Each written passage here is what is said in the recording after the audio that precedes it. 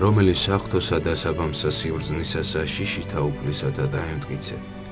აღხეთ სწავლასა ოქრო პირისასა და სამღვდელთ მთავროსა მას საყდარსა ღირს იქმენ მიერიდან, სამღვდელოსა სიმაღლესა სიწმინდითა, კეთილითა და მოციქულთა კანონისათვით სახე იქმენ.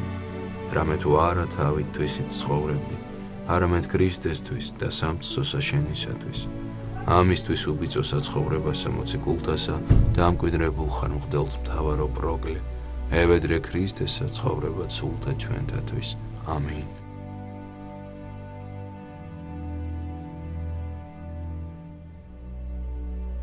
დღეს ახალი სტილით 3 დეკემბერს წმინდა მართლმადიდებელი სამოციქულო ეკლესია მოიხსენიებს ღირს გრიგოლ დეკაპოლელს, წმინდა პროკლეს კონსტანტინოპოლის მთავარ ეპისკოპოსს, წმინდა მოწამე დასის, წმინდა მოწამეებს ევსტათის, თესპესის და ანატოლის, წმინდა მღვდელმოწამე ნერსე ეპისკოპოსს და მის მოწაფე იოსებს, ასევე სპარსელ ეპისკოპოსებს სავერიოს, ისააკს და იპატიოს, წმინდა მოწამეებს აზატის საჭურის, სასონის, თეკლას, ანას და სხვებს, მრავალ დებსა და მამებს, სპარსეთში წამებულებს.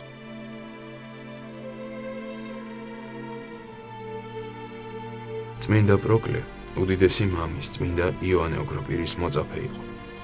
სწორედ იოანემ აკურთხა იგი ჯერ დიაკვნად, შემდეგ კი მღვდლად. იოანე ოქროპირის გადასახლებისა და გარდაცვალების შემდეგ კონსტანტინოპოლის პატრიარქმა სისინიოსმა პროკლეს ქალაქ კვიზიკის ეპისკოპოსად დაასხა ხელი. მაგრამ ერეტიკოს ნესტორიანელების გავლენით იგი ეპარქიიდან განდევნეს და წმინდანი დედაქალაქში დაბრუნდა, სადაც მრევლ სარწმუნოებაში განამტკიცებდა და უშიშრად ამხელდა მწვალებლებს.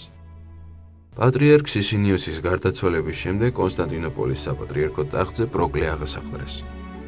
მისი ძალის ხმევით წმინდა მეფის თეოდოსი მეომრის მეფობის ჟამს იოანე ოქროპირის წმინდა ნაწილები კომანიდან კონსტანტინოპოლში გადააბრძანეს. პროკლეს პატრიარქობისას იმპერიას გამანადგურებელი მიწისძვრა დაატყდა თავს.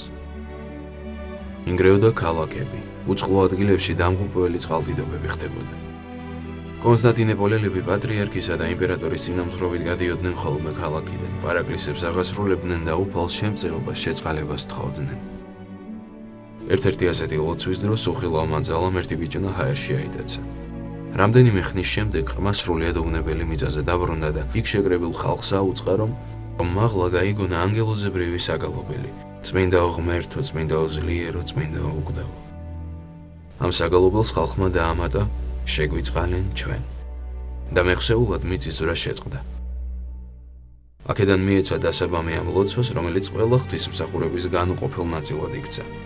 ღრმად მოხუცებული პატრიარქი პროკლემ მშვიდობით აღესრულა 446-447 წლებში.